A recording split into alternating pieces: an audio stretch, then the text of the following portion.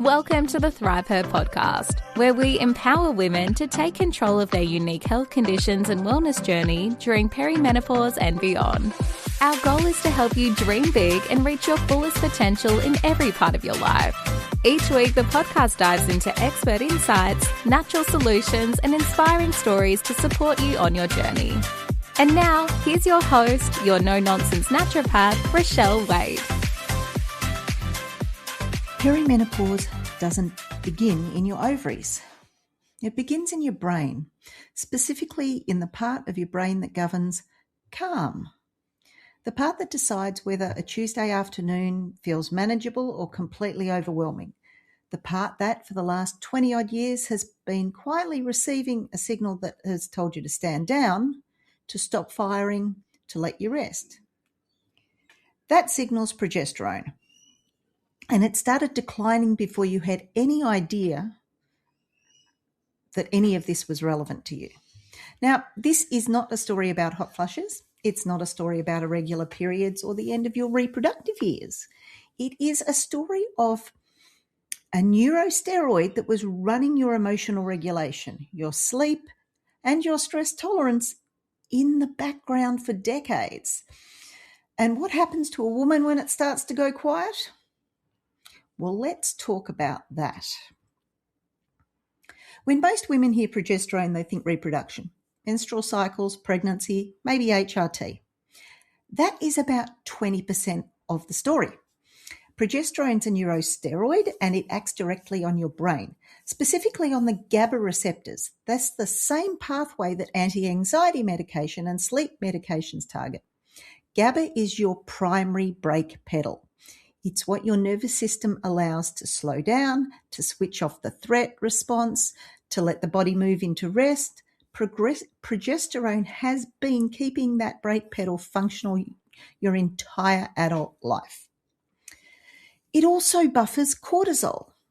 It supports serotonin synthesis. It promotes deep restorative stages of sleep where your body actually repairs rather than just lying unconscious. It has anti-inflammatory properties your immune system has been relying on quietly. Now, you didn't notice any of this because it was working. You don't notice your brakes until they start to fail. When it declines and the symptoms arrive, the anxiety, the sleep disruption, the mood instability, the senses that your internal volume dial has been turned up without your permission, there seems to be no framework for it, no language, no map. Perimenopause is not primarily an estrogen story in the beginning. It starts as a progesterone story. Now, progesterone is the first hormone to meaningfully decline, and this happens in your late 30s to 40s, and often a full decade before estrogen becomes significantly erratic. Your cycles may still be regular. Standard hormone panels may still come back in the normal range, but progesterone is already declining, and the brain that it has been relying on that signal for decades starts to notice. This is why we see women in their late 30s and early 40s describe a shift they can't explain. You know, the anxiety that appeared from nowhere, the sleep that stopped being restorative, the irritability that arrives in the 2 weeks before a period and feels completely disproportionate to anything actually happening in their life. The sense that their nervous system has become less tolerant, less able to absorb the ordinary friction of a busy life. Not imagining it, not just stressed, progesterone declining. Your nervous system is losing its buffer. Now, the clinical term for the 2 weeks before your period where progesterone drops is the luteal phase. When progesterone decline becomes significant, the luteal phase becomes symptomatic in a way that it hasn't been before. And this is often the first clinical sign that perimenopause has started. Not hot flushes, not irregular periods, but a luteal phase that suddenly feels unmanageable. When the symptoms of progesterone decline arrive, as I said, the anxiety, mood shifts, sleep disruption, the sense that you're just not coping in a way that you used to, they present as a mental health picture and they get treated as one.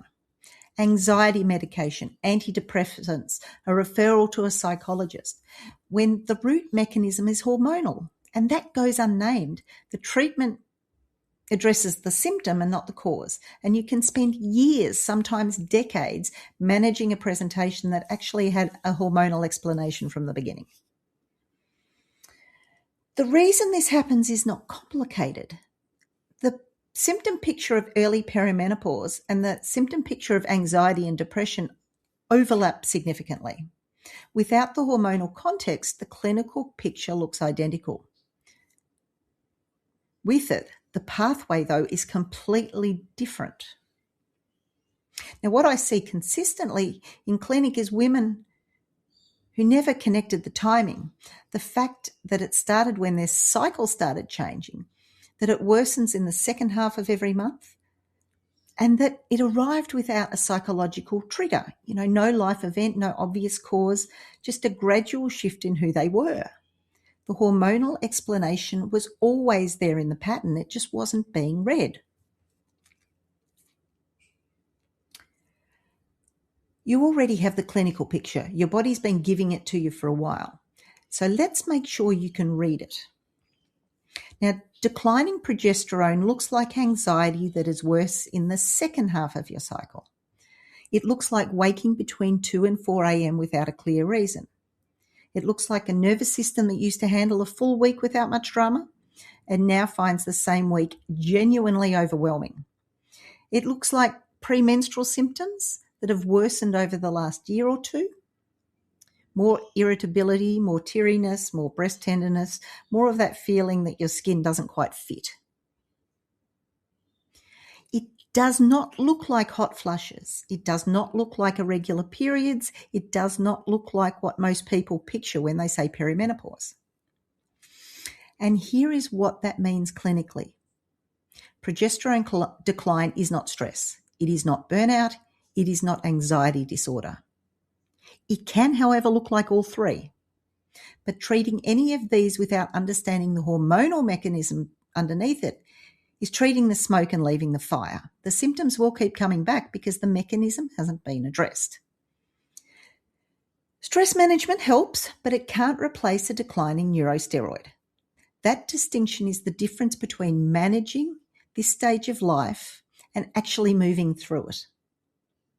The protocols, what to investigate, what supports the progesterone pathway, how to work with your cycle. These are all the things we build inside the ThriveHer tribe because your clinical picture is not the same as everybody else's. The answer has to fit yours.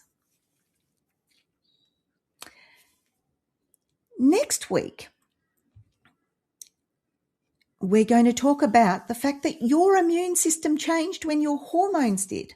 And most women are never told about that. So I'm going to explain exactly what that means.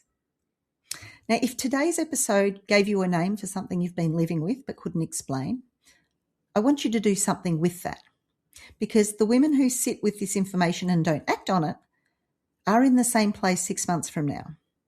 The ones who do something aren't. On Tuesday, the 30th of June, I am running a ThriveHer LIFE Masterclass.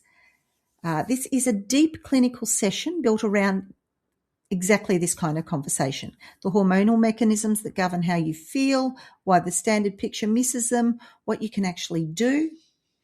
If you want a clinical framework that fits your stage of life, this is where that can happen. The tickets are $97. If you're already in the ThriveHer tribe, your seat is included. Everything about it can be found at thriveher.vip/links, but I'll throw it in the show notes. Now, if this episode gave language to something a woman in your life has been carrying without explanation, send it to her. She's not imagining it. She's not stressed. She has a progesterone story, and now she has somewhere to take it. Until next time, keep believing in yourself, keep striving for more, and keep thriving because your best life is just ahead. Thank you for joining us on this episode of the ThriveHer podcast. We hope you found valuable insights and practical tips to help you on your path to achieving everything you want in life. Remember, with the right support, you can achieve anything. If you love this episode, please share it on Instagram stories and tag No Nonsense Naturopath. Also, if you enjoy the podcast, you'll love a ThriveHer membership. Check it out at thriveher.vip. Each interaction helps others find this valuable information. Connect with us on social media and join our community of thriving women. Until next time, stay empowered, stay healthy, and keep thriving.